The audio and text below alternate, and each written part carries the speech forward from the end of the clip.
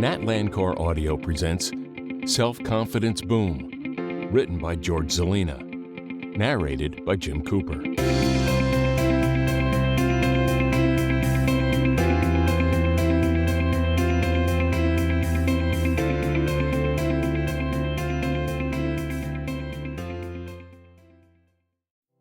A day merely survived is no cause for celebration. You are not here to fritter away your precious hours when you have the ability to accomplish so much by making a slight change in your routine. Og Mandino, 17 Rules to Live By, 8th Rule Extract. Preface. Based on my own experience, I can tell you that self-confidence can be built the same way you build a sandcastle on the beach, quickly with childlike enthusiasm and with visible, impressive results. It also means we need to be aware of the circumstances under which we build our castle so that an unexpected tide cannot tear down our hard work. We should take care of it. If it is needed, we should put our arms around it and hold on to it because there will be many times when it wants to collapse. Whether it remains the same or not, it will stand or fall by your efforts and your efforts alone. Everyone faces a period in their lives at least once, if not more, when they cannot find their way. They would like to be happy, but they don't know how. I don't want to talk without rhyme or reason. I don't want to seem like someone who doesn't practice what he preaches. Therefore, I'm going to analyze how someone can get to the point where they become self-confident by using my own story. Not long ago, I was battling with excess weight, and my self-confidence was equal to 0. Every time I looked in the mirror, I had a particular scene from the movie The Last Boy Scout running in my mind. It's the scene where Bruce Willis is talking to himself while staring in the rearview mirror. Nobody likes you. Everybody hates you. You're gonna lose. Smile, you fuck. After this self-deprecating thought, I would smile pathetically at the mirror and continue my daily routine. I would do so without any pleasure, believing that nothing would ever change because everyone is against me. And what's more, I have to share my body with my biggest enemy, myself. By then, I had been single for 8 months and was desperately seeking a partner. I believed having a woman in my life was the only solution to all my problems. The lyrics of a Hungarian song were constantly running in my mind. My soul won't need a gym if I have a girlfriend with me. Stank. I was blind to the fact that until I accepted myself, I wouldn't have any success dating. I deluded myself with vain hopes that I would find happiness in a bar or a nightclub. I contacted a friend of mine who is a psychologist, and I asked for her advice. Here is our uncut correspondence. In the past few weeks or months, I've been feeling blue, and it can have many reasons. It started more or less when I broke up with my ex. Before that, while in my relationship, I was constantly exhausted because I was overly focused on my work. Since then, I have been living alone. That can cause my state. And my father is just around the corner to get a divorce after 20 years of marriage. What really put the lid on and made me turn to an expert is that yesterday, my best friend came up with the idea that it is better if I don't become his daughter's godfather, since it requires a lot of responsibility, and he cannot see me being able to take it up. It utterly made me realize that I would like to overcome my bad habits. Her answer is as follows. Based on what you wrote, I would say that your state is caused by exogenous reasons and not by you having serious problems. If you go to a psychologist, it can help you a lot though. The question is what you need. By that, I mean you have 2 directions. One of them is to learn certain techniques that help you cope with stress, failure, and stop other nervous symptoms. These kinds of therapies don't dig too deep and don't focus on the question, why, past, but on how you could do it in a different way, present. Other therapies, on the other hand, deal with the reason for your feelings or of the fact that you constantly attract women who are not the right ones for you. The last requires a lot of patience, time, and the ability to see reason. Otherwise, it can be harmful. I can't tell you which way works better for you but your future psychologist should know what to suggest after spending a couple of hours with you in therapy. In fact, advising the right person is difficult as well, because I might like someone's style, but that might not suit you. In case you have a specific issue, e.g. addiction, eating disorders, anxiety, it is easier to recommend you someone. By the way, you could come around sometimes, well, not for therapy, but for a pint of beer and for a friendly chat. The truth at that time is that I didn't have enough self-esteem to contact a professional either. I couldn't open up to a stranger because I couldn't even be honest with myself. Eating could bring me solace. After a big feast, I felt that everything was all right and that it was just the world around me that was wrong. One night, when I was looking for a movie to watch on another evening that I would be spending alone, I started to ask myself the big questions. Where was I going? What was the point of living this way? Days, weeks, months were flying by. And for what reason? I am living a life of endless repetition, the kind of life that would bring me no solace when I recall it as an old man sitting on my veranda looking back at my younger years. You know what I mean, don't you? Recognizing your dissatisfaction is the first step on the staircase of life. At the top of this staircase is a more splendid, more gorgeous, more confident, more vital you, a you who can accomplish everything his heart desires. Prologue. Let me tell you about the good old days. I had an average childhood.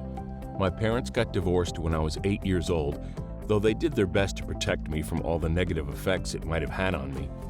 I got a lot of love and respect from my mom, whereas my dad showed me his love through buying me stuff and giving me cash. My sister proved to me so many times that the sisterly love is one of the strongest in the world.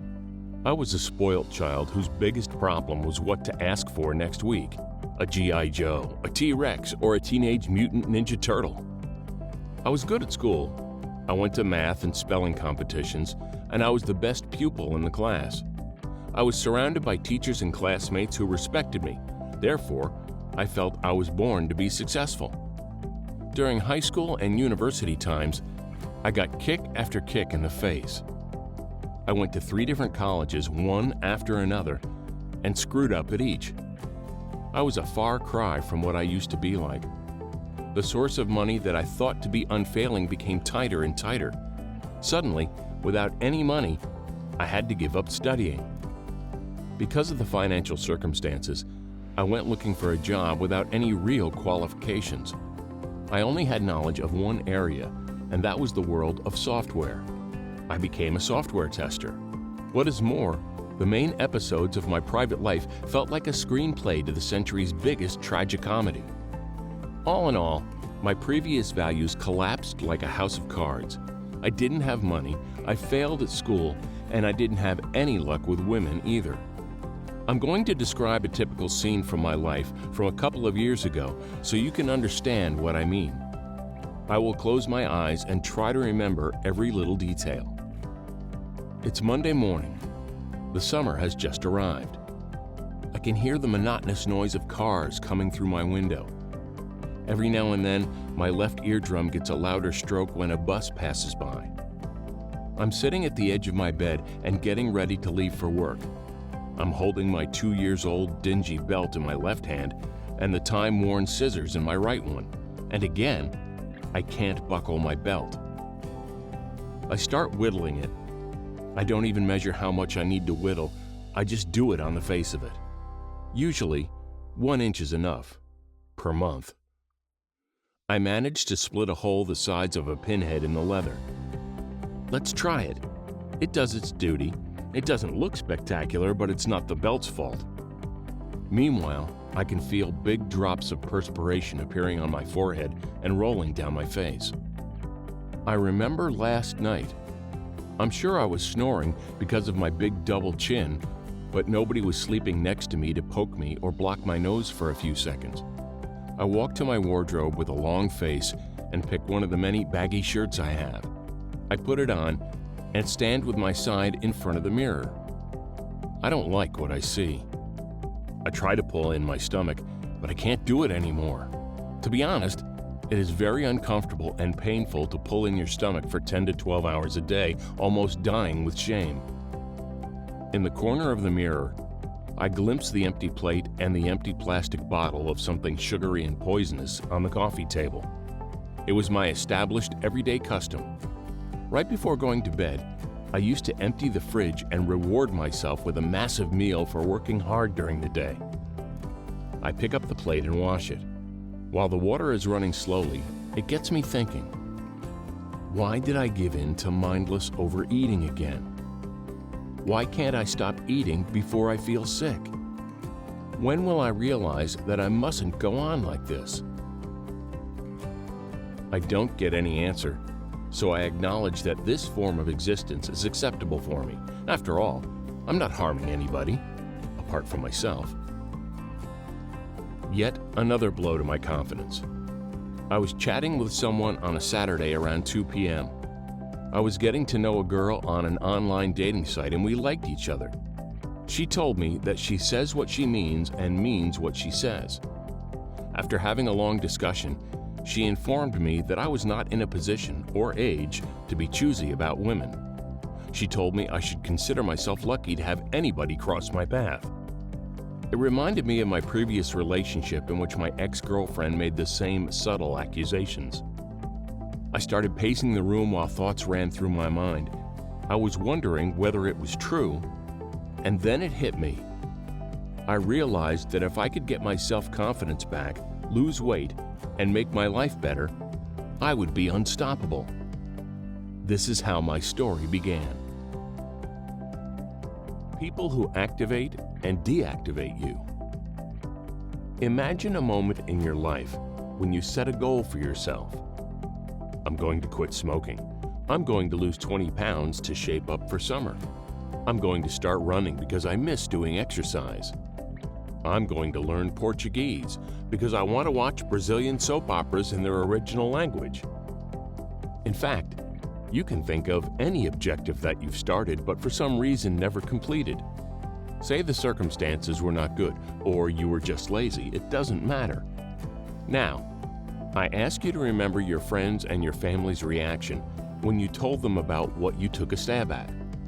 Now I ask you to think of those who got excited about the news. They might have said, "Bring it on! You have quite a job on your hands, but my fingers are crossed." The point is that you need those people who supported you. They are going to be your pillars on your way. If you stumble on the way, they are going to raise your spirit. They are going to guard and protect your self-esteem. Their opinion is going to be more important than anyone else's. It is not a problem if you don't usually share the positive changes in your life with your friends until the spark becomes a proper fire. The most important thing is that you give yourself positive feedback. Don't become that little devil sitting on your own shoulder who doesn't believe in yourself. Be prepared that your behavior, your attitude, and your aura will change after the first few days, and that people around you will notice the change.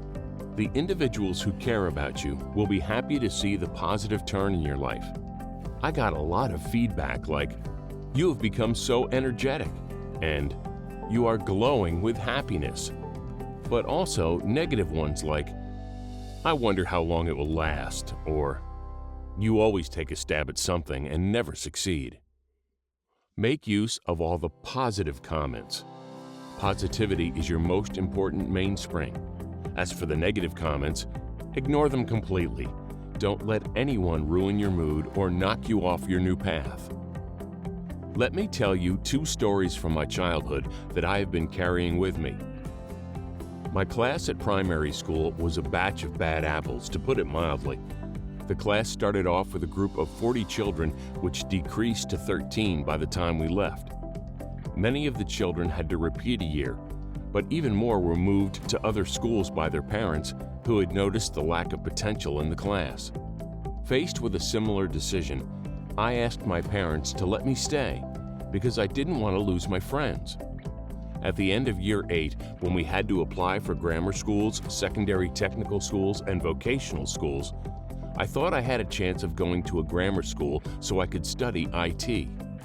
I was the only one in the class who dared to even mention this dream. Right away, someone tried to take me down a peg. My favorite teacher told me that it was completely useless for me to apply because I had no chance to win a place at that school. I can understand now why she said this. The fact is that I hadn't put much effort into learning up until that point. Even so, a comment like that can be very harmful to a young spirit. An adult should know better than to discourage a student in this way. Luckily, I rose above the lack of enthusiasm from the people around me, and after getting 100% on the IT test, I was guaranteed a place at my school of choice. I got the other kick in the backside after our high school graduation when a teacher who I admired told us the following: "I will be surprised if more than 2 people in this class are going places in life." Then he looked at those 2, nodded to them and said, "I wonder how many of you will be able to have anything to show for it at the 10-year reunion." I just sat there, feeling like I'd been knocked off my perch. Even many years later, I felt heartbroken whenever I remembered that moment. Subsequently, my teacher's words inspired me, though I doubt that's what he intended to achieve. Make sure you understand the obvious fact that if you get negative criticism, it is just a weapon of someone who is weak and unable to reach their own goals. The people who love you are with you. Use their positivity to work on the rough diamond that you are now. It is vital that you repeat all the positive feedback you've received. I would even recommend jotting them down. By rereading these positive comments later, you can relive the joy, the energy, and the impulse you felt. They will feed you on your way. Anytime you feel insecure or feel it might be easier to sink back into your old, secure, and detached shelter where you felt yourself at home, although you had low self-esteem, stop for a moment and remember those words your loved ones told you or the feeling you had when you were on cloud 9. That feeling is worth striving for, and it is worth fighting to live the rest of your life knowing that you rose to your potential. This is you. And because you are willing to change, since you are listening to this book, you will change. It depends on you, and because you are strong, a lot stronger than those who don't even think about changing their lives, you will succeed. At this marathon, you are wearing number 1 on your back, and you are going to break the tape. Positive and negative examples. Self-reliance and self-confidence are 2 very important things that we should pay more attention to in our lives, and at the same time, we must endeavor to find the golden mean and not to believe that we are better than anyone or anything else. Before I dwell upon what to do to make the flickering you become a roaring flame, let's make a couple of definitions clear. Self-reliance means that I can depend on myself, my knowledge, and my abilities. Self-confidence means that not only do I depend on myself, but I have no doubts about myself either. I know that I can and will reach the goal that I set for myself. Run a query in your database called Brain and choose 3 types of people from it. The one who has low self-esteem and is always in the background. The arrogant person who thinks he or she is smarter than everyone else and provokes revulsion in you. The one with the right self-reliance who is confident and dashing. Now, connect a real person to these 3 types of people. You can choose these people from your acquaintances or from celebrities. It won't be difficult to find the right candidates for the 2nd and the 3rd categories. Write these names down in case you can't remember them, and off you go in front of the mirror. Let's play a game. Let's call it Mirror Peeping. Close your eyes and imagine the person with low self-esteem, who might be the most similar to you at the moment, and imagine how he or she behaves. See through their eyes, hear through their ears, and sense the world the way they would sense it. Now open your eyes and tell the mirror the following monologue. I would like to ask you something. It would be very nice if we could find out how I can get more money for the work I do because, Money doesn't grow on trees, and I think I deserve a pay raise. Now, after you have said these words with a clumsy tone, feel how insecure you have been. Now close your eyes again and put yourself in the position of the arrogant person who is full of him or herself. See through their eyes, hear through their ears, and sense the world the way they would sense it. Now, open your eyes and tell the mirror the following monologue. Listen to me. As you can see, my work is better, and I can do a lot more than my colleagues in the same amount of time. It's obvious that I am better than them, and I expect you to compensate that as fast as you can. Feel the disgust at this person that you have provoked. Now, close your eyes and put yourself in the shoes of the person who is self-confident, endearing, and has a positive aura. Keep your eyes closed and square your shoulders. Try to open your shoulders as wide as you can. Let a smile flicker around your lips and let your eyes glow. Now, open your eyes and tell the mirror the following monologue. Let's have a frank discussion. You cannot complain about my work. It is precise and of high standard, but it is not in line with my salary. What are your thoughts on this? Can you feel the difference? You must learn how to transmit self-confidence in every sentence you speak. It's not as difficult as it sounds. All you need is practice. Don't forget, you will become what you think, what you say, and what kind of people you surround yourself with. Repeat mirror peeping every time you don't know what to say in a meeting or discussion you are about to have. After a while, you won't need the mirror. Just close your eyes and screen the 3 monologues so that you can feel the difference in their tone. Now that you have played all 3 characters, I guess we can say that you would like to belong to the 3rd group. As a thought experiment, think of your past few years and count with your fingers how many times you were not satisfied with the role you played on the stage of the play called Life. Try not to think, I have a terrible job, I am in debt, my relationship is wrecked. But rather, think of the times you felt that you wanted to change because you didn't feel comfortable in your own skin. May I answer this question too? I could never be bothered. Do you know why? Because I had never felt that the problem was with me. I would always find someone or something else to blame. This is how we all work. It is always easier to blame others than reflecting on ourselves and sizing up what we could have done in a different way to make things better. Self-awareness, I-awareness. Ask yourself a question and give a short answer to it. Why have I bought this book? Now take a deep breath, pause the recording, and think it through thoroughly. You don't need to rush. If your answer is like this one, I would like to boost my self-esteem, then continue listening to this book. If you bought it just to support me in the writing of my next self-help book, then I really appreciate it, but I didn't write it because of that. I wrote it to help you find your lost self-confidence. Now that the seed has been planted and the first shoot of your will is visible, let's wring out more. Let's continue this exercise by asking another question. In which areas of my life do I lack confidence? You might choose work, private life, or your everyday life. It can be any area that you don't feel confident in. Don't be ashamed if you feel that way in all areas of your life. I used to feel that way also. Let's have a look at the areas one by one. Work. I consider myself a career-oriented person, but nowadays I tend to realize that career is not necessarily important. I have often worked overtime and very hard to do the best for my company. Don't get me wrong, I'm not saying that there's anything wrong with that, but I realized that a workplace should be considered as the institution that provides your livelihood, but I think it's essential to have time for your own life. Years go by, and suddenly you realize that though you have a great job, you have no life.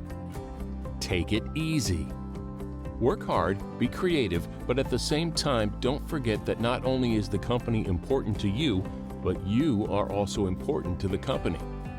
Things work because of you. You are part of the whole scheme. It doesn't matter what you do for a living. You can be a CEO, a cleaner, or a sewing machine expert. Square your shoulders and be proud of it. Why do you lack confidence at work? Are you not doing well in your position? So what?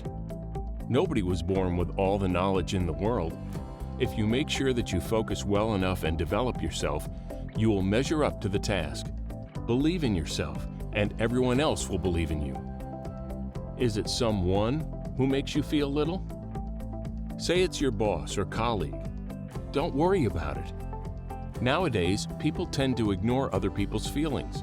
Don't let yourself be the victim of someone's mood or lack of emotional intelligence. Don't let them make their failure your suffering. Stay calm in every situation, and remember that it's not your work life that has the priority, but your private life. You work so that you can have a better quality of life. If you don't have a job now, that's not a problem either. Get your resume and rewrite it so that you show your optimism and how positive you are. You will get a job because you deserve it and you have the power to prove it. Private life. I'm going to divide this topic into two. Firstly, I would address those who are single now. I have spent countless years mainly alone. I went through difficult times. I lived on dating websites, and I realized a couple of years ago just how bland and boring my messages used to be. The lifeblood of today's society is confidence. The one who is confident will succeed sooner or later. The one who isn't will be walked all over or barely even noticed. A few years ago, the new me started rewriting my profile and my messages became full of life. The results were quite impressive. Per my previous statistics, 1 or 2 people responded out of 100, and they were usually rejections. The new statistics were closer to a 50% response rate, which is not bad at all, especially considering how many things could go wrong. For example, she has already found someone else, deletes my message without even reading it, or just simply makes the biggest mistake of her life. Believe in yourself. Do you know the saying that women fall in love with your eyes? Well, in fact, they don't really fall in love with your eyes, but with the confidence they see in them. They don't fall in love with men who make others feel pity for them, who are afraid, insecure, or feel awkward in the company of a woman. They fall in love with those who are strong, believe in themselves, and can communicate with ease and have a smile flickering on their face in any situation. Can you smile in any situation? Let's go back to the mirror. Let's play the Just Do It exercise. Since YouTube is one of the biggest achievements of our present day, let's take advantage of it and replay Shia LaBeouf's Just Do It motivational speech. It is an energetic, pulsing, yet cool work of art. During the 1-minute exercise, repeat what I just said. Feel how your batteries are charging up. Square your shoulders and stand as if 300 people were standing and clapping around you. Everyone is celebrating you. Listen and repeat. Do it. Just do it. Don't let your dreams be dreams. Yesterday, you said tomorrow, so just do it. Make your dreams come true. Just do it. Some people dream of success, while you're going to wake up and work hard at it. Nothing is impossible. You should get to the point where anyone else would quit, and you're not going to stop there. No. What are you waiting for? Do it. Just do it. Yes, you can. Just do it. If you're tired of starting over, stop giving up. No matter how many times you need this feeling, do this exercise again and feel the power of confidence in you. Yes, it's you. Yes, you can have this feeling all the time. And yes, you will feel it all the time. Now, it's your turn, you who live in a relationship. One of the biggest problems nowadays is that many people stick with their partner because they think they wouldn't find anyone better and are afraid of change and being alone. There's one thing these people don't take into consideration. After a while, they will be less and less tolerant, and that can easily lead to divorces and single-parent families.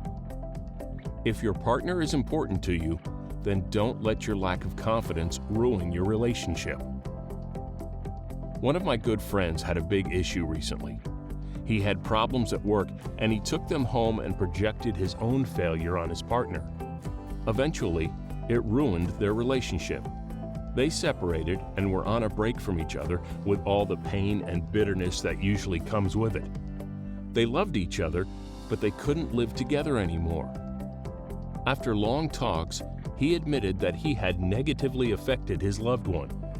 He had gotten her off on the wrong track. She used to be an optimistic woman, but his negativity had infected her. She adopted his personality unconsciously, and now these two negative people were constantly fighting. After he and I talked and analyzed the situation thoroughly, he realized that his self-confidence was the issue. If he could bring positive thinking into the relationship, it would reestablish the male-female dynamic. If he acted like a man, his partner would feel like a woman, and together they could be happy. He could save their relationship. He got this thought straight in his head, and they have been together happily ever since. They pay attention to each other. They encourage each other to be optimistic in case one of them wavers, and they live in love. Follow their example. Let's play a game, shall we? Let's call it the peaceful memory. Think of a moment when you both were very happy and felt the world was your oyster. You might think of a holiday, a dinner, or a long chat till late night. Close your eyes and try to relive that moment. See the things you saw, smell the things you smelled, and hear what you heard then. Feel how you are charging, feel the love, feel it pulsing in you. Do it for at least a minute.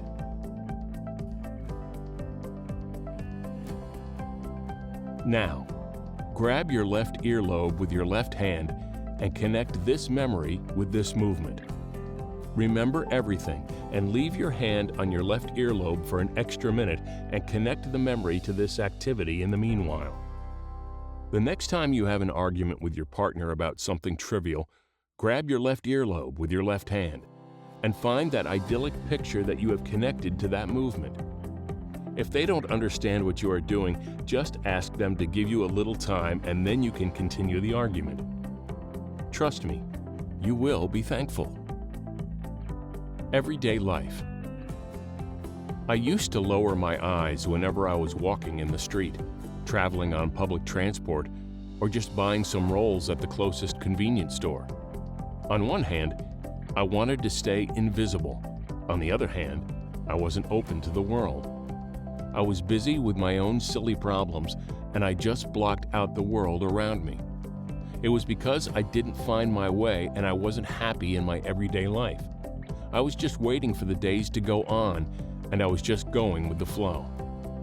Then I have developed a game to entertain myself. I just call it Face Parade. The point is that whenever I go somewhere, I count how many people I can see on my way who are markedly in a good mood. I don't want to spoil it for you, but you will be surprised when you try this game.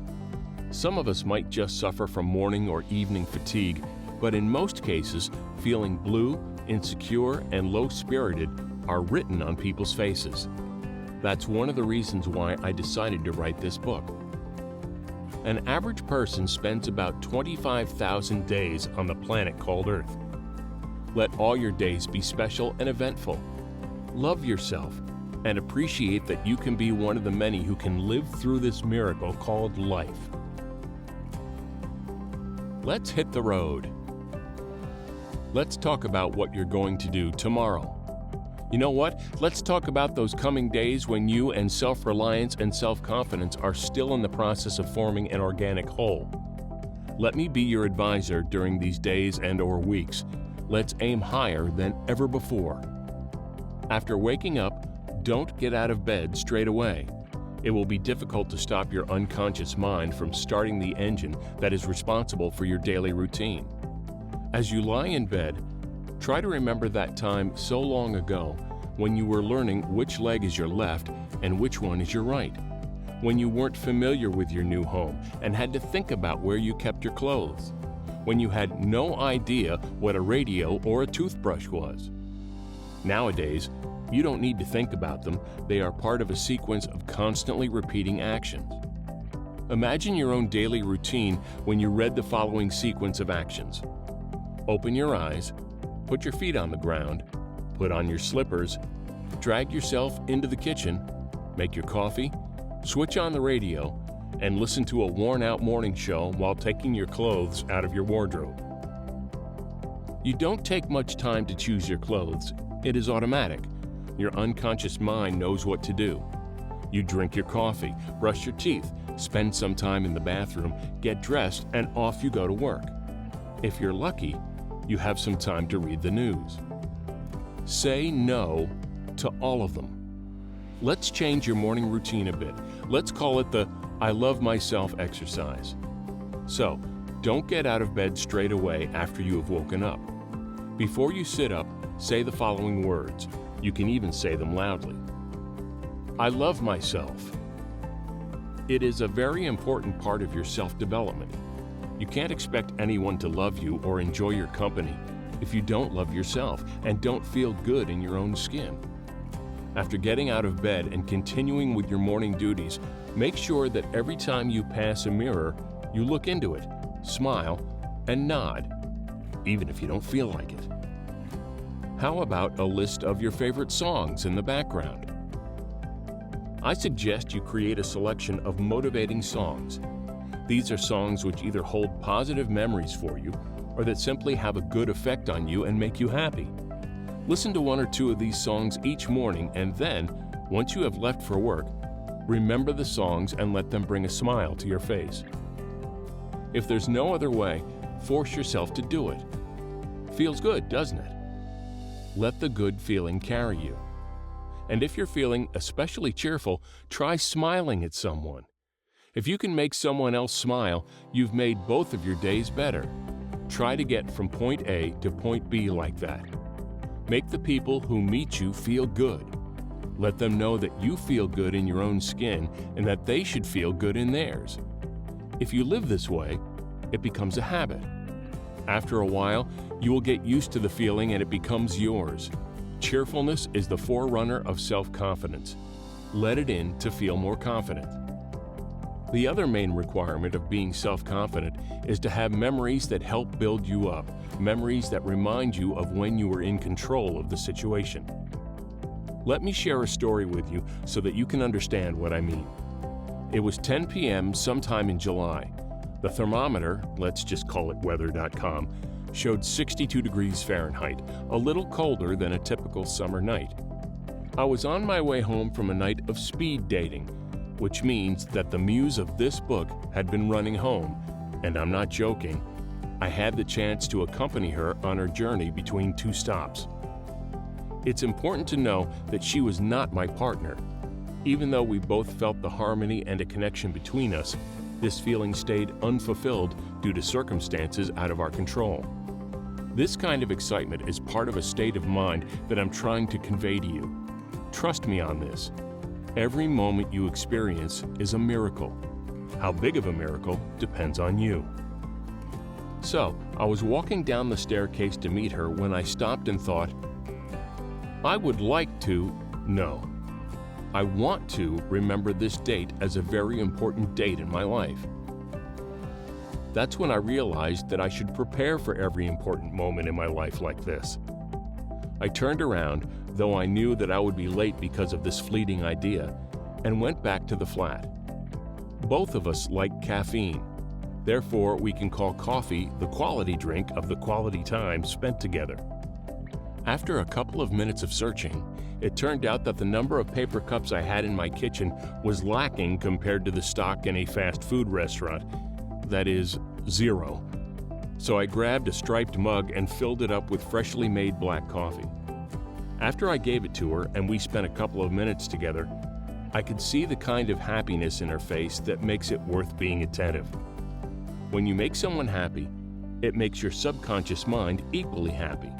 And everyone's subconscious mind could use a little tender loving care. But let's not forget, we are focused on your mind now. After this incident, I came up with a name for this technique.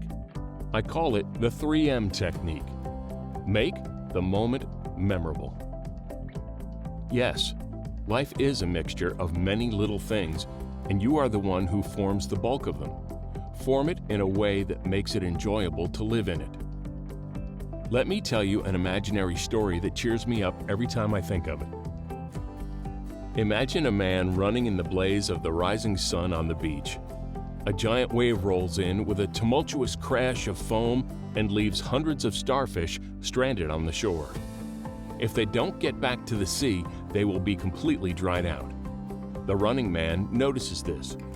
He runs over to the stuck starfish and starts throwing them obsessively back to the sea.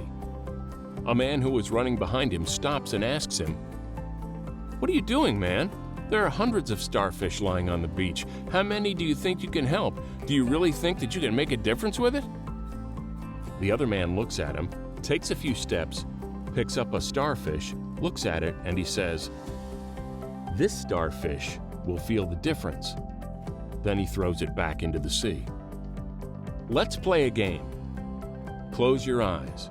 Think of a situation in your past that you are not proud of because you didn't do your best. You didn't take it seriously, and therefore things didn't go well. It could be a date, a birthday, or an anniversary where things didn't go the way you expected. See those awkward situations and imagine that you are there now. See those things that you saw when you were there. Smell what you smelled when you were there. Hear what you heard when you were there. Do it for at least a minute. Now, stop the picture and look at yourself. What would you tell yourself in that situation? What advice would you give? Would you tell him or her not to worry, because one day you are going to come back from the future and give your opinion? Do it. To help you, let me tell you about the picture I usually imagine from my past. It was my sister's wedding. Me, as an irresponsible kid, thought it was completely fine to go out and party with my friends the night before the wedding. The way I figured, it would take just a quick shower the next morning and I would be ready for the ceremony. Well, I ended up having a terrible hangover. I looked like a zombie who found smiling as difficult as it was for Marty McFly to come back to the future. I sometimes go back to that situation and tell myself not to worry. Everything will be fine. It won't cause any problem in my sister and my relationship, even though I always give myself a hard time about it. Now that you have found your similar situation and have given your past self your advice, let this picture go. Imagine yourself further and further away from this scene. When it is quite far, snap your fingers and let this picture disappear completely. I call this technique advice from the future. How are you feeling now? If you feel better, and why wouldn't you feel better, then let's decide together that from now on, whenever you get the opportunity, you will be more considerate. As you sow, so shall you reap. I don't know how much you know about the law of attraction. I used to be a very down-to-earth guy, but nowadays I'm more and more interested in spiritual things. The Secret from Rhonda Byrne fell into my hands a couple of years ago. Although there are parts of the book where I had to deliberately set aside my down-to-earth self and my narrow-minded view of the world, for the most part, I accepted its core message. I do believe that you attract what you think of. I hope you understand now why I stress the importance of being more considerate. Believe me, being attentive with others will pay you back. I don't mean to be attentive for a selfish reason, but why not kill two birds with one stone when it doesn't require anything from you to be a bit attentive every day? Goals and their importance. In this chapter, through some short but inspiring stories and anecdotes, I would like to show you just how important our goals are. I will then provide you with the SMART or SMART goals technique, which will keep you focused and motivated in achieving your goals. Why are goals important? Imagine that you are sitting in the street on a hot sunny day with a magnifying glass in your hand. You are holding a sheet of paper in your other hand and are about to burn it on a point. I guess I don't need to tell you which way is more effective, constantly moving the magnifying glass or concentrating on one point without moving either the magnifying glass or the paper. This is the power of concentration. It's important to have our goals in sight and not to forget about them. Now imagine a young man. He is traveling and has just got to a junction where an old man is sitting in a rocking chair. There is a straw in the old man's mouth and a hat on his head. The young man approaches him and asks the following question. "Which way do these roads go?" "Which way are you going?" asked the old man while looking at the young man from under his hat and moving the straw to the other side of his mouth. "I have no idea. I'm just traveling for fun." "Then why do you care which way they go? Choose any of them. For you, it doesn't matter." If it doesn't matter which way we are heading, then it doesn't matter which one we choose.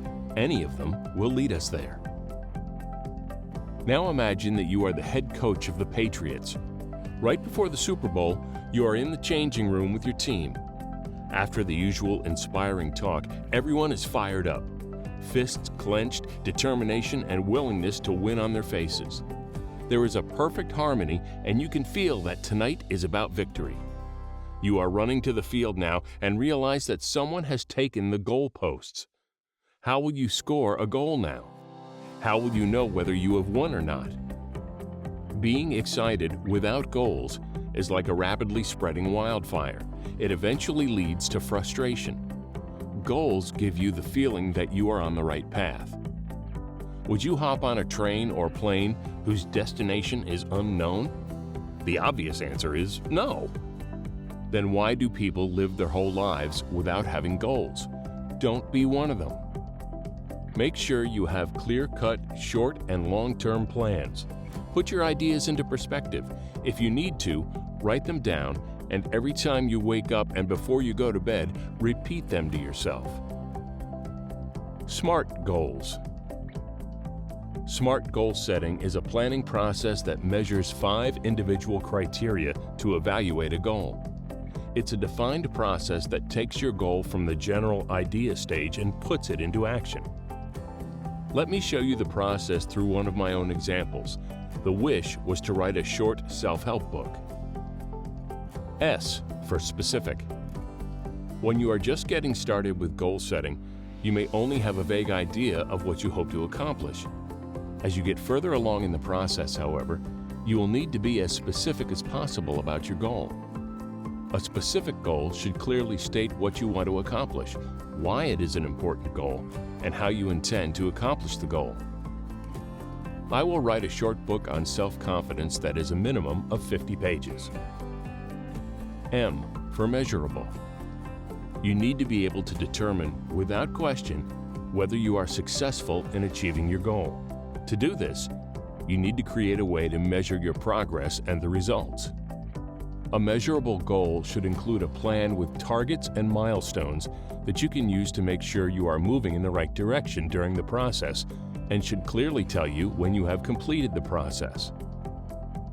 I will write 2 chapters per month or 2 to 3 pages per week. A for attainable. While goals may often pull you out of your comfort zone and challenge you, if the goal and the parameters you have created are not realistic, you may be setting yourself up for failure. An attainable goal should be realistic and include a plan that breaks your overall goal down into smaller, manageable action steps that use the time available to you within the timeline you have set. I will work on the manuscript first, and once that is completed, I will begin to search for a publisher or explore self-publishing. R for relevant. The relevancy of a goal will often determine the likelihood of achieving it. Goals that do not mesh with all the other factors that directly and indirectly impact you are often unachievable. A relevant goal should make sense when measured against your short and long-term goals. Writing a book on self-confidence will help me to achieve the first milestone as a self-help book writer. T for time-based. Goals cannot be open-ended. Every goal should have a deadline. The timeline may vary by weeks, months, or years depending on your goal, but a defined timeline is vital for you to commit to the goal. Having a deadline can also create an urgency that will motivate you. To determine if your goal is time-based, it should include a defined deadline as well as a specific timeline for each step of the process. My manuscript will be completed and ready to be published in 6 months. The complete SMART goal. To achieve the first milestone as a self-help book writer, I will write a 50-page book on self-confidence by writing 2 chapters per month, 2 to 3 pages per week. The book will be completed in 6 months, and then I will search for a publisher or explore self-publishing. By following this plan, it took exactly 6 months to finish the book. Otherwise, the half-baked manuscript would probably end up dying alone in one of my folders on the C drive. So remember to be SMART when setting your goals. Pointless goals. There were 2 houses next to a dusty highway. A farmer with his dog lived in one of them, and their everyday life was based on sitting on the veranda and watching the cars pass by. Every now and then, the dog started yawning and suddenly decided to chase a car. One day, the neighbor dropped by and asked the farmer, "Do you think your dog will ever catch a car?" "I don't care about that. What I do care about is, what will happen if he does catch one?" answered the farmer. A lot of people live their lives just like this dog. They're chasing pointless, frivolous goals without ever noticing it. Don't forget about the following: concentration, determination, specific and realistic goals, and a strong will, firm as rock. May they all be with you all the time. Family bonds. An important part of a recovery process is to investigate, to find and understand the answer to a lot of questions beginning with why. That is why I decided to let my father be part of the investigation and asked him to help me understand why I had lost my self-esteem. I asked him to interview me since he has experience interviewing people and has published books based on his interviews. It was a bright summer day, the day of the interview, and the naked truth. In the morning, after I opened my eyes, I realized that I had woken up 5 minutes before my alarm was supposed to go off.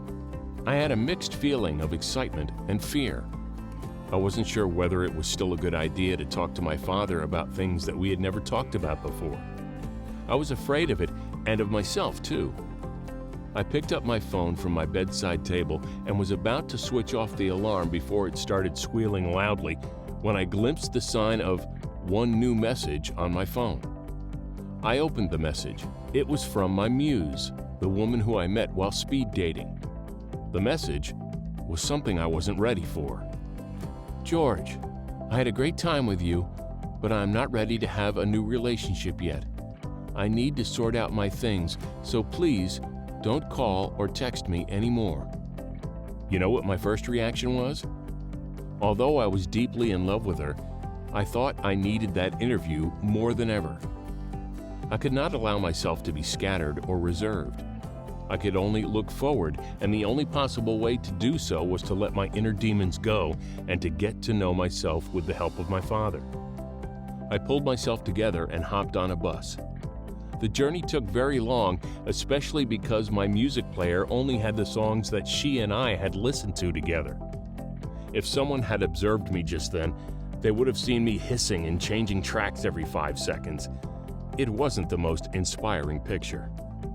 After I arrived at my dad's place, I lay down on the couch without asking anything. Dad could see that I was flustered, so he started making some coffee without asking anything. Holding a tape recorder in his hand, he sat down on an armchair next to the couch and by spinning his glasses in his hands, he started the conversation. Do you ever talk to your friends about what relationship they have with their fathers? Rarely. Rarely? Why? For many people, it is a very sensitive subject. It is so intimate that you can't just talk about it during an everyday chat. So, what happens is that a child is born, and the mother and father are busy with how much food the baby has eaten, what the neighbors said about him, how Granny picked him up, and they call each other every hour so that they can capture every moment. Then there is the graduation, causing a lot of stress for the family. After that, the parents have almost no clue what's going on with their child until their grandchild is born. Based on your age, I guess you can't really tell me why it's like that. Do you have any idea? I have some ideas, but I would like to give you the chance to answer this question. The child and their parents don't talk that much after a certain age, though I'm sure you had a lot more going on in your life after graduation than before that. Have you missed chatting with me? Yes, I have. Then why didn't you call me? Why didn't we talk? At that moment, that good old mocha pot started giving a high-pitched noise, signaling that the coffee was ready. We walked into the kitchen and made our coffees the way we both like, with a little bit of milk and no sugar. We went back and sat down where we had been sitting. Our coffees were steaming on the coffee table, and he asked me the same question again. Why didn't you call me if you missed talking with me? Why didn't we talk? The teenager pride and the illusion of independence eventually turned into a routine so that I could solve my own problems alone or with the help of friends, and I didn't need parental advice. Do you think it's the same in every child-parent relationship? I think mostly it is, but I dare to say that our relationship is much better than the average. You know about my everyday life. Do you know what's wrong with what you are saying? You think that I know about your things. I know very little. I know where you work. I know who you are because I can sense you. We go and talk to our friends.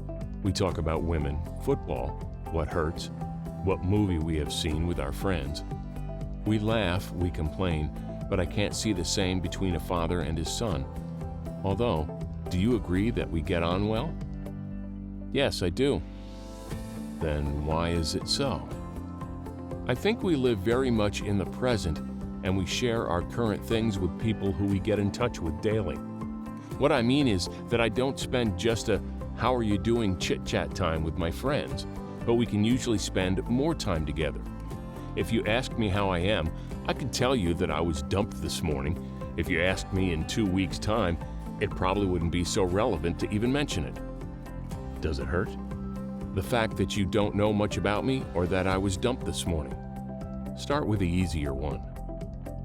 At this point, we started smiling at the same time because we both knew that the two things could not be compared, considering their depth and meaning. I'm going to start with the breakup. I am on an emotional roller coaster. It was painful this morning. It's better now, but I'm sure I'm going to miss her in the evening, and then everything is going to be all right by tomorrow morning. Let me tell you something as your father. Girlfriends keep coming and going, but a father-son relationship is for a lifetime. A breakup shouldn't hurt longer than 24 hours. If it hurts longer than that, it is a waste of energy. If something can be replaced, losing it shouldn't be painful. Do you want to know why I didn't let myself down after breaking up my 20-year-old marriage? Because of us? Then why did I leave you 20 years ago? You didn't leave us. We have been constantly in touch. You didn't wriggle out of your fatherly duties. In fact, you managed to prove that it is not necessarily a split family if the father lives separately. You were 8 years old when your mom and I got divorced. I decided that I wasn't going to watch a single cartoon until you turned 18. I wasn't going to touch any books for children, and I was not going to look after any children. I used to talk to you in my imagination through the night. I went through hell. I think I must share the mistakes I have made with you. I have noticed that generation after generation made the same mistakes. They just don't learn from their parents' examples. It is because they don't talk honestly about their problems. There is an example that happened in front of my eyes. There was a man who had a son. The man used to say that he had a headache at the most inappropriate times. During lunchtime, at the interval of a football match, during shopping or walking. His son grew up constantly complaining about headaches as well, although it turned out later that it was psychosomatic. Not hearing anything else, it was ingrained into his mind. He learned it just the way he learned to walk and speak. So, you were saying you had very low self-esteem? How did you get there? I considered my failures bigger than my success in every area of my life. While disappointments poisoned my thoughts, success made a little smile flicker around my lips, and then I quickly forgot about it. I should have sensed that you were going through a bad patch. It's my fault too that you didn't sense it. I didn't put you in the picture. For some reason, I chose to become a family member whose duty it was to listen to everyone and to solve their inner conflicts. I didn't want the family to know about my personal problems. You didn't like yourself at the time, did you? You were dissatisfied with yourself, weren't you? I didn't like myself. Why not? Let's start with my appearance.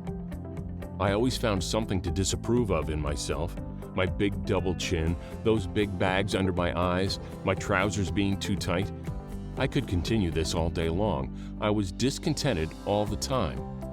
On the other hand, I constantly felt that I couldn't function well in a relationship. I felt that if I had hooked up with someone, I wouldn't find my way. Before even getting there with someone, I was already thinking about what I would screw up. This is my responsibility. An 8-year-old boy went through all this because of his dad, and it even had an impact on his youth. You can't say that it's your responsibility. If we just make things look better to ourselves, we just hush them up. I want to emphasize that a child is a lot bigger responsibility than someone's private life. Do you realize what consequences this has? 10, 15, 20 years go by and a clever, intelligent young man is about to have a budding relationship without self-esteem and without being able to square his shoulders. Son, there is no divorce without the parents and their children getting hurt. 19 years have gone by, and the wound hasn't healed. In fact, it has been contaminated. How can we solve it? Do you believe that your soul and your body are synchronized and that your soul's language is illness? Yes, completely. I know that you suffer from high blood pressure, especially under stress. What was the last stressful situation in your life? Exactly a year ago, I had to stand in front of 150 people and gave them a presentation in my second language about a job-related topic. Before that, I had been uptight for days and weeks, rehearsing the speech in front of the mirror and with friends too. Then, when they called me to go to the stage and I started walking, the world around me slowed down. I started to hear my heart beating. I began to sweat, and each of my steps felt like a hammer hitting my eardrums. It was a terrible feeling. I did the presentation, but I was feeling very uncomfortable and I couldn't wait to finish and get off the stage. Let's play a game. Imagine that you are there again. They are calling you, but not just you. They are calling me as well. I start the speech. I'm here because I am proud of my son. I am standing on this stage so that you can see that I am his father. Son, do the presentation. Please don't applaud me. Here, we had a break. I am not ashamed to confess that I burst into tears. A feeling deep inside me was freed, a feeling that I didn't know had been suppressed. It was such a relief. Let me tell you about the latest stressful adventure I had. After my leg surgery, I was told that I might need to spend the rest of my life in a wheelchair. I was astonished and shocked by this news. I was staring into space for minutes. 10 minutes later, you came to the hospital and I forgot what I had been told. I wondered, if you were in a similar situation one day, what you would need to do. Half a year later, I was jogging on Margaret Island in Budapest. Do you believe in self-healing? Yes, this is what my book is about. I believe that there is a moment in someone's life when they say, I want to change, and they can change, even alone. A person's soul can be healed. Self-healing kickstarts a process, but the family should join it. You can heal a lot, but without your family, it's impossible to recover completely. For example, I need you for my recovery. I think what we are talking about now is too specific. There might be a lot of people who don't have the opportunity to involve their family in their healing. A lot of families are not open to help each other on this level. One of the cornerstones in the way to heal ourselves is to clear our minds. We must be honest and say what bothers us, what hurts us, even if our family doesn't support us in it. If someone gets to this point, they should look at what they have been doing wrong, and their family must help them. It's a must. Let's have a look at the following example. There is a boy, and his father is an alcoholic. How will he ask his father to talk to him? Do you know why he became an alcoholic? No.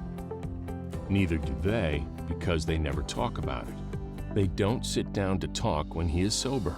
They don't start healing each other. They don't have to talk about what we are talking about now.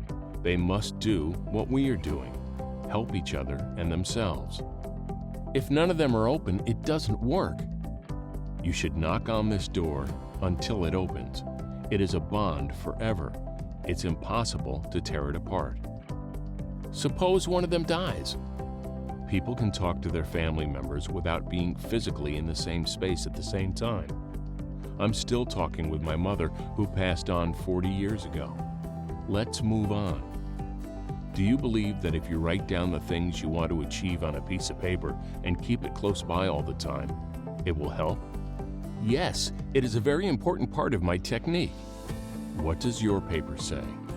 It doesn't say that I want to be the CEO of Google. It has healthy goals on it, a life without mortgage in X years' time. Go on. A stable financial background and a happy family in 5 years, involving you too as a grandparent. Are you a forgiving type of person? Yes, I am. What does forgiveness mean? It means that you get over the pains caused by someone else, reflect on it, and forgive them. Have you forgiven me for leaving you? You didn't leave us, but yes, I have no resentment. Do you want to know what forgiveness means to me? The same thing you have just said, but there is another type of forgiveness. The one when you should forgive yourself. You are not angry with me, but I am upset with myself. Why? Because you had to stand in front of 150 people hearing your own heartbeat, because you suffered from obesity, because you set goals at the age of 27 that you can easily reach. You know, revealing the truth is important. If you take the responsibility to help other people, you must clean your wounds. That is the message of this conversation. Are you saying that all my issues can be traced back to you? Yes, that's what I'm saying. We are skating on thin ice, and I am balancing on a knife edge. If you haven't thought about it, well, here comes the real part of forgiveness. You either get better, or your wound gets even worse. But you must take this risk. Everyone should take the risk. What would you write on your paper? Let all your obstacles come down. When you were 8, you could open my fridge anytime you wanted. Now I want you to open it anytime you want. If you need my shoes, take them. If you need my phone, take it. If you want to live here, live here. You have a house because I have a house. You will find your other half because you are lovable. Your life will be so stable that nobody will want to leave you. You will have children because they will come when everything works out fine. You will have everything you want. Before talking to my dad, I hadn't realized that my relationship with my dad could have played a role in my low self-esteem. All I felt sometimes was a gap in our father-son relationship. Every time I shaved, I remembered that I had to learn to shave by myself.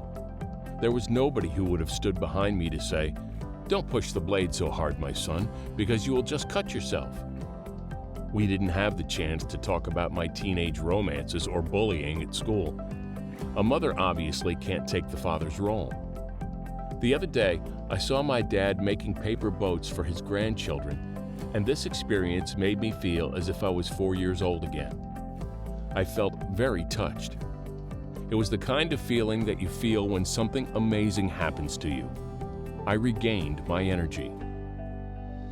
During the interview, I talked about another technique called list of wishes. From time to time, I write down all the things I want to achieve and put this little piece of paper into a little box on the shelf where I can see it occasionally. Whenever that list comes to mind, I open the box and go through the list.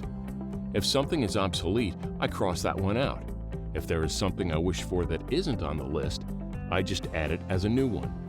It's interesting to see how my wishes change month by month, year by year.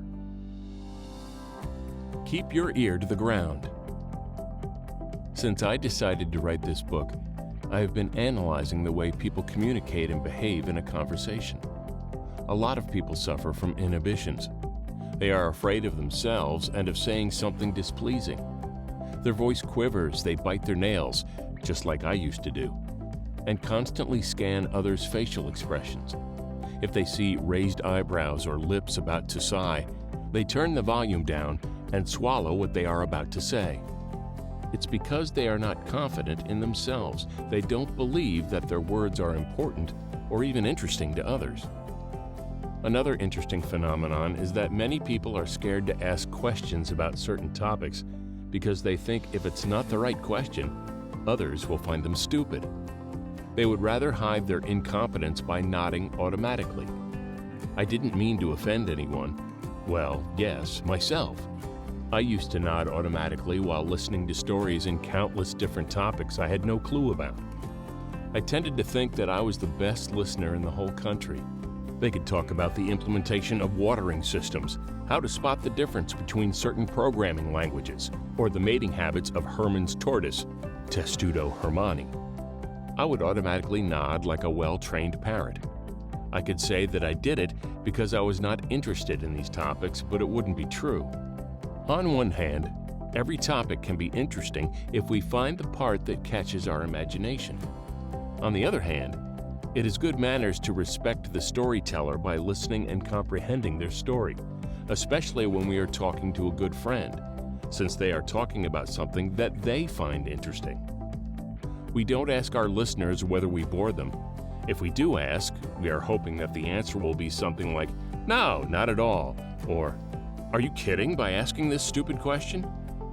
Not to mention the fact that by listening to their stories, we are broadening our knowledge, becoming more competent in more areas, which leads us to be a more interesting partner in conversations.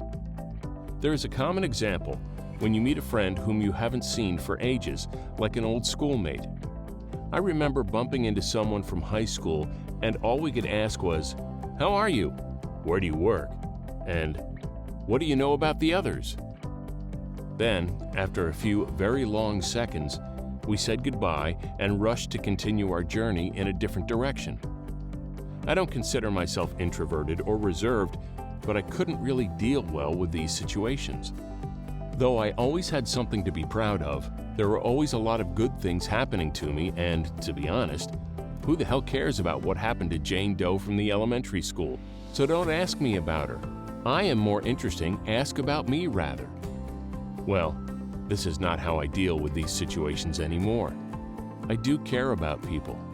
In my imagination, it is like everyone is holding a huge whiteboard above their head saying the following in bold and in red letters, just like I used to be. "I would like you to listen to me. I care about your opinion." I call it the invisible whiteboard. With this approach, a lot of things have changed. People see me differently. They want to know my opinion. I can see in their eyes that they are enjoying talking to me, and I am more open to talk to them too. I have made my intellect more appealing. Back to my example. I met an old school friend the other day. Here is the situation. I am standing at the tram stop when I get a glimpse of him in the distance. We nod to each other, and he is about to continue his way when I take my earphones out of my ears. I have been listening to my favorite morning song that fills me with energy day by day. I guess everyone has their own morning song instead of while, before, after drinking a good cup of coffee to kickstart the day. If you don't have one, or if you haven't followed my instructions from the beginning of this book, find the one that you can play every day so that there are 3 to 4 minutes during the day that is about you recharging your battery.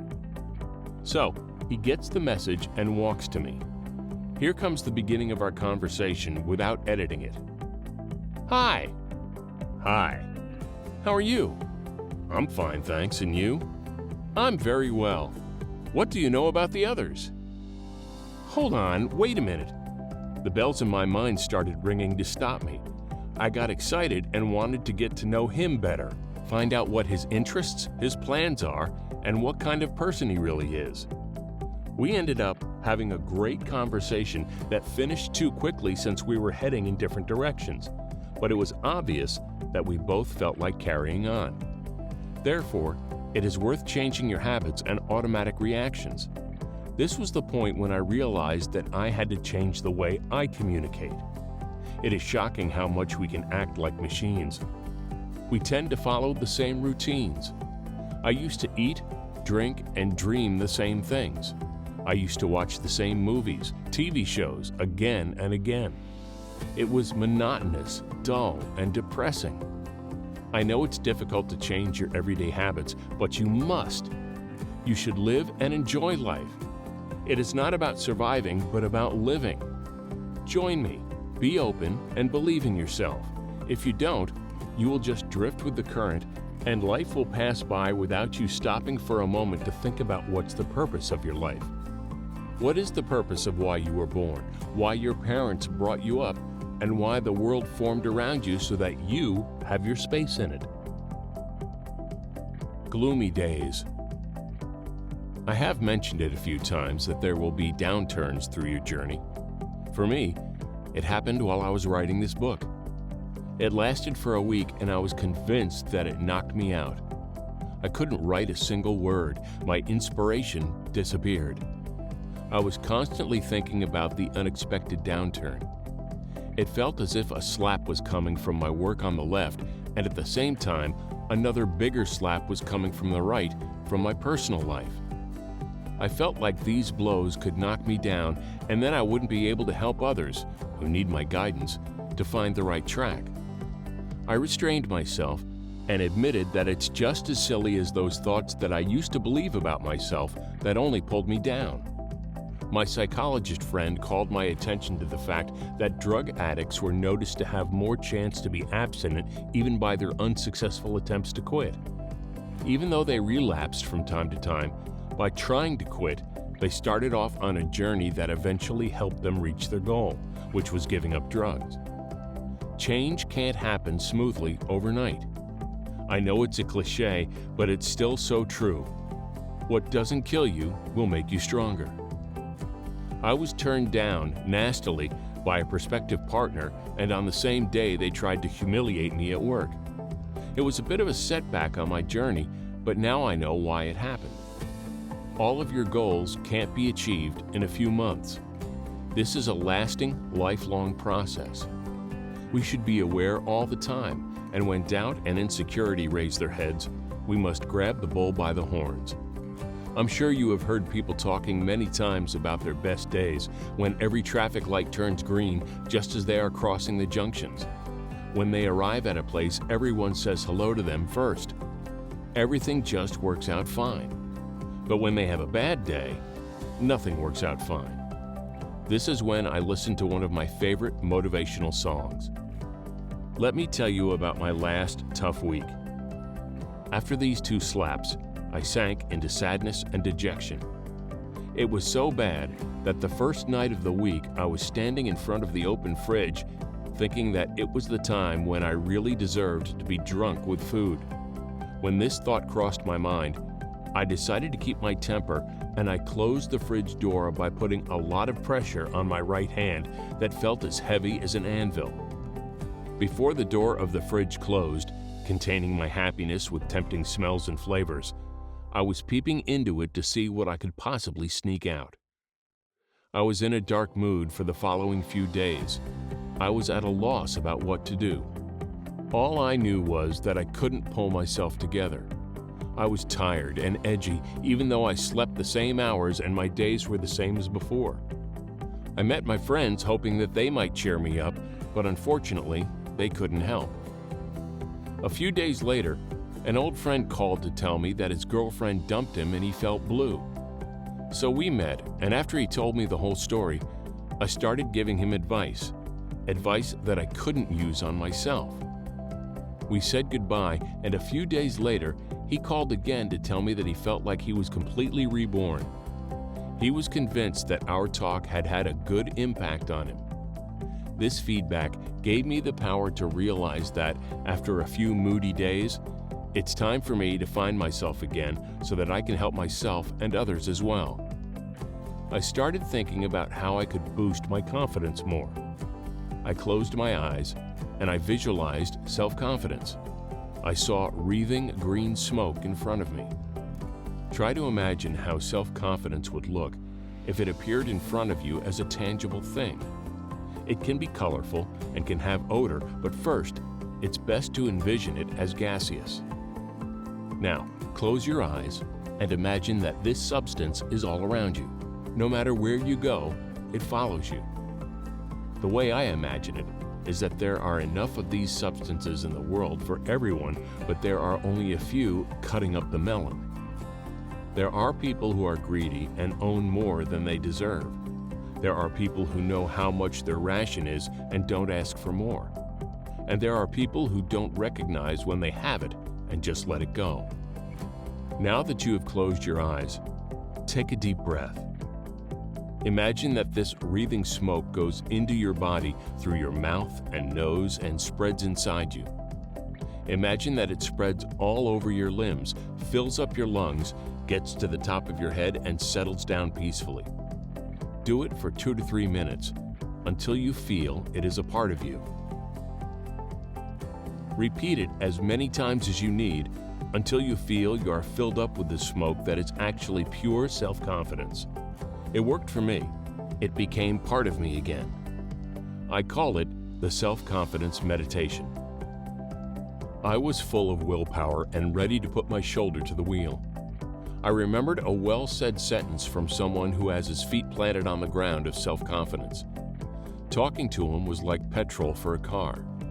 Everything he said was full of life and came from a positive mindset.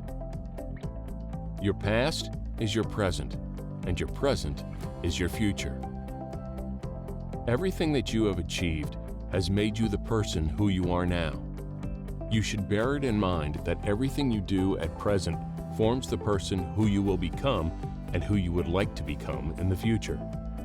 By complaining, crying, and getting lost in self-pity, you will get only one thing. You will just strengthen that part of you that you would like to get rid of, that is afraid of everything and everyone. Imagine there is a bank that credits your account each morning with $86,400. It carries over no balance from day to day, and every evening, it deletes whatever part of the balance you failed to use during that day. What would you do? Draw out every cent? Each one of us has such a bank. It's called time. Every morning, it credits you with 86,400 seconds, and every night, it writes off as lost whatever you have failed to invest wisely. It carries over no balance. It allows no overdraft. Each day, it opens a new account for you. If you fail to use the day's deposits, the loss is yours. There is no going back. There is no drawing against tomorrow. You must live in the present on today's deposit. Invest it in every opportunity. The clock is running. You've got to make the most of today. Right here, right now. To realize the value of 1 year, ask a student who failed a grade. To realize the value of 1 month, ask a mother who gave birth to a premature baby. To realize the value of 1 week, ask the editor of a weekly newspaper. To realize the value of 1 hour, ask a person who just missed the train. To realize the value of 1 second, Ask a person who narrowly avoided an accident. To realize the value of 1 millisecond, ask the person who took the silver medal in the Olympics. Time waits for no one. Follow up every lead, make every second count. Always be closing. Every opportunity missed equals money lost.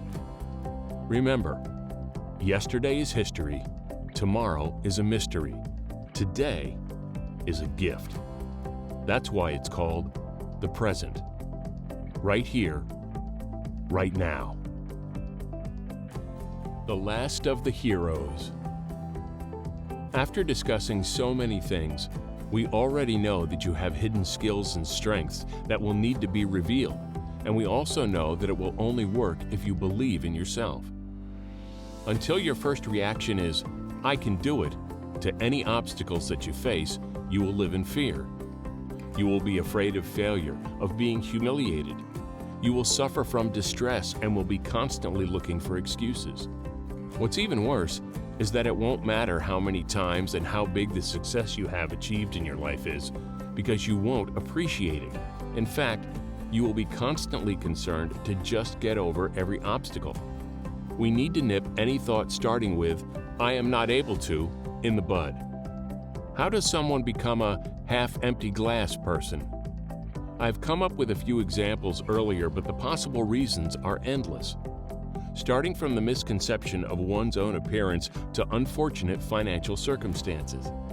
A bad experience can throw anyone back for a long time, but here comes the elemental truth. Everything begins in your mind. We suffer and beat ourselves up because of certain things only because we choose to. I often used to ask myself, why is it always happening to me? Which had no other reason but to express self-pity. If I think about it now, I can't imagine that I was serious. Trust me, every possible negative situation has already happened to others too, but there are lucky ones who knew how to tackle it. This is not an art. It is simply about the fact that their brains are programmed in a way that makes them capable of sizing up their situations based on rational explanations, and they are aware of what is best for them. I created a very simple game for that. I call it Showtime. Every time you are facing a big challenge or have been through a negative experience, try to get out of your body. Get some distance from yourself at that very moment and imagine that you are watching yourself on a big screen at a crowded cinema for a couple of minutes. Yes, you guessed it. You are the main character of the film that will be seen by millions all over the world, and now you are sitting at its screening just before its premiere. What would you do? Let me show you some examples from 5 films so that you understand what I mean and what consequences it has when we make a bad decision. What kind of a movie would Die Hard have been if John McClane, Bruce Willis, after stepping into shards barefoot in the Tower of Nakatomi packed with terrorists, had gone to the male toilet and had spent the second half of the film crying and mumbling, "Why? Why is it always happening to me?" It's quite possible that we would have watched that part of the movie crying as well and thinking about how to get a ticket refund. The mindset that we would like to embrace is perfectly demonstrated by this movie. The main characters in action movies and novels don't just become heroes by themselves. They get a ring, they are visited by a mysterious figure who tells them that their broom is going to be the fastest, or they are hit by a meteor that makes them want to save the world so badly that they immediately run to a sex shop for a latex costume to show there's a new sheriff in town. John McClane, however, didn't get any prediction or sign. He started to act from his inner drive. That's the point. Don't wait for others to change you. Our flesh and blood heroes and heroines realize by themselves that they want to take action. They don't want to wait for anyone or anything. Take action, change, create because you should live as if millions of people were watching every single step of yours. How would the audience have reacted to the movie The Shawshank Redemption if Andy Dufresne, Tim Robbins, after being bullied in the prison by the sisters, had hung himself, not being able to deal with humiliation and physical abuse? We could have watched the preparation of his funeral in the second half of the movie, and other prisoners could have declared that they had seen potential in him, but unfortunately, he was too weak. On the contrary, no matter how deeply he hit rock bottom and what big pains he had to endure, he believed in himself and that there would be better days in his life, since hope springs eternal.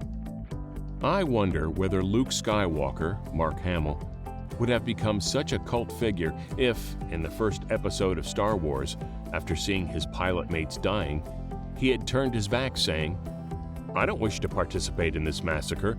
I would rather go back to fix droids." He believed in himself, he believed in the Force, and he knew that one can change the outcome of a battle. Neo, Keanu Reeves, in The Matrix, also had the courage of his convictions to take the red pill and see how deep the rabbit hole was, instead of taking the blue one to wake up peacefully the next day and continue living his meaningless life. We could have seen him pressing keys on his keyboard for several hours, while a message would have occasionally popped up to say, "Follow the white rabbit," but he would have closed it thinking that it's just an annoying ad. Frodo Baggins, Elijah Wood, in The Lord of the Rings, could have given the ring to the local pawn shop of Hobbiton and could have spent the money he'd get for it on an organized adventure trip to Mordor, but instead, he undertook the risk that he could even die for a greater purpose. There are a lot of movies carrying similar values that will be worth following, but first that should be noticed. People nowadays tend to forget the importance of books, which has the beauty of describing characters so graphically, precisely, and thoroughly that you can live through them, embrace their feelings, therefore you can empathize with them. So much so that what you have read will have a long-term impact on you. This is not often the case with films. They try to squeeze everything into 2 hours so the audience can barely figure out the real features each character represents, since in every 5 minutes there is a bomb exploding, a car turning upside down, or a person jumping off the roof. That's why I would recommend you try to talk about the film if you have watched it with others. Summarize what could be learned from a bad or good decision in the movie. A chat like that will filter into your unconscious mind and make you a more confident person who can make decisions. You can always create a different ending to the films, just like I did with the previous ones. I know that the main reason why we watch films is entertainment, but since the media and public education don't seem to help us develop our minds, it's best if we try to do it by ourselves.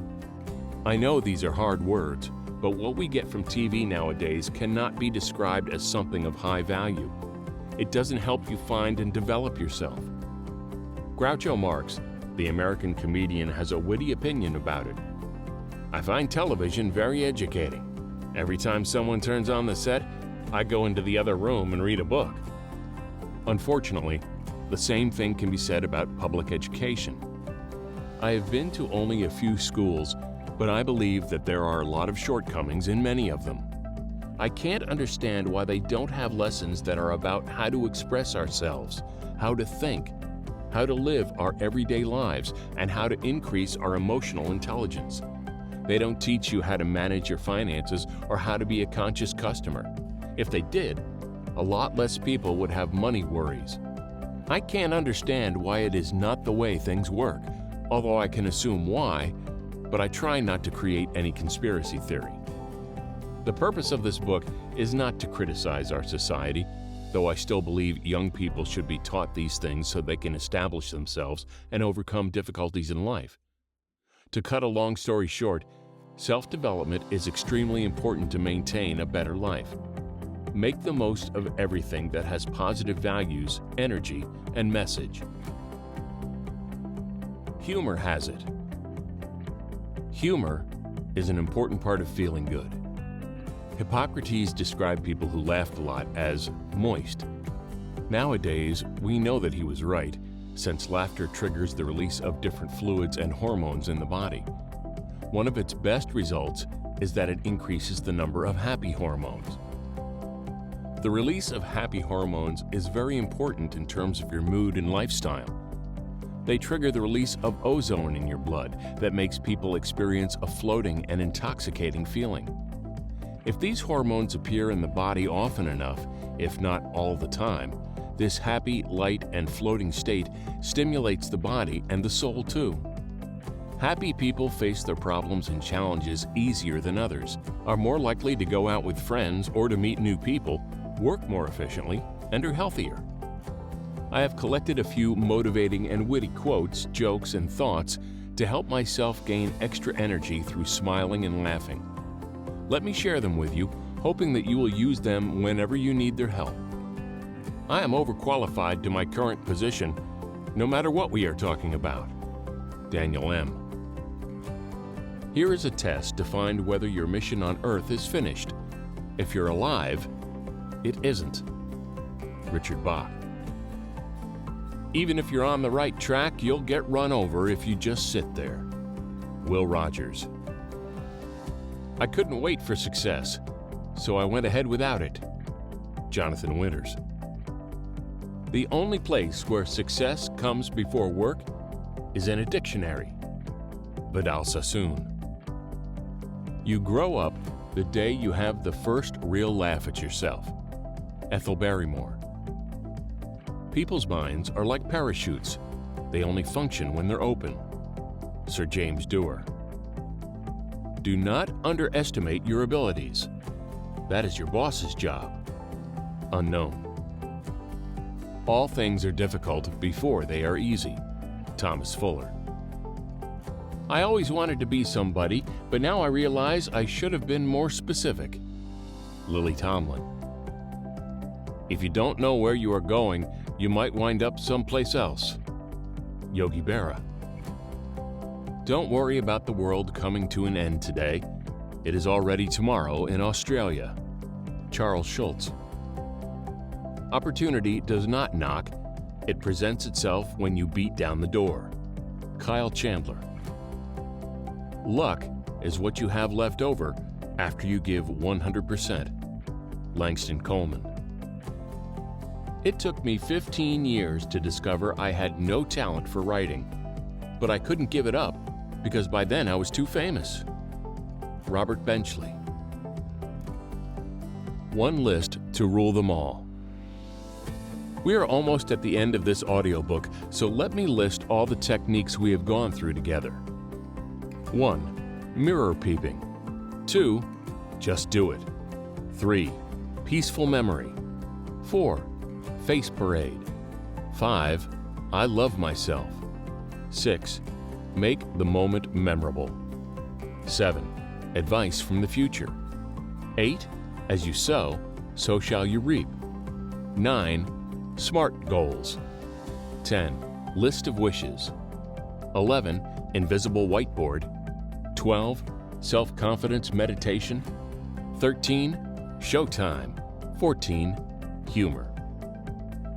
I have been using these techniques for several years now, and I know they have made me someone who is proud of himself and can cope with any challenges. Believe me, it's hard to start, but easy to master. Give yourself time to change your habits and implement these techniques into your everyday life. A New Man's Diary. First time in my life, I feel that all the areas of my life are going well. I wake up with a smile on my face, feeling happy, and this feeling lasts throughout the day. I've become a lot more energetic, and I am proud of successfully achieving some of my goals.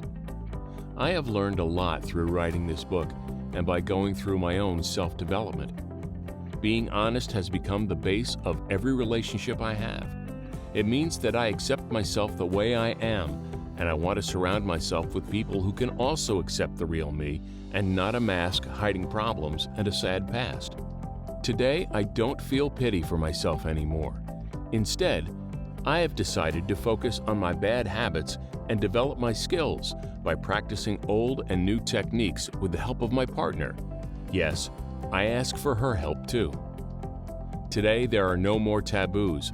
I am honest in my relationship, saying what I really think, because I believe that there is no point having secrets when true soulmates find each other. I am glad you joined me on this journey, and I can only hope that it has had a positive impact on you and that you can benefit from some of the thoughts of this book. I don't know what tomorrow will bring, but I know that I am part of it, and there aren't many feelings like this. I'm looking forward to the next minute, hour, and day, and I know that there are wonderful things in life waiting for me to discover them. I have my compass, my torch, and my positive thinking with me, so I am ready to live a better life. The end of the audiobook, but the rest is yet to come.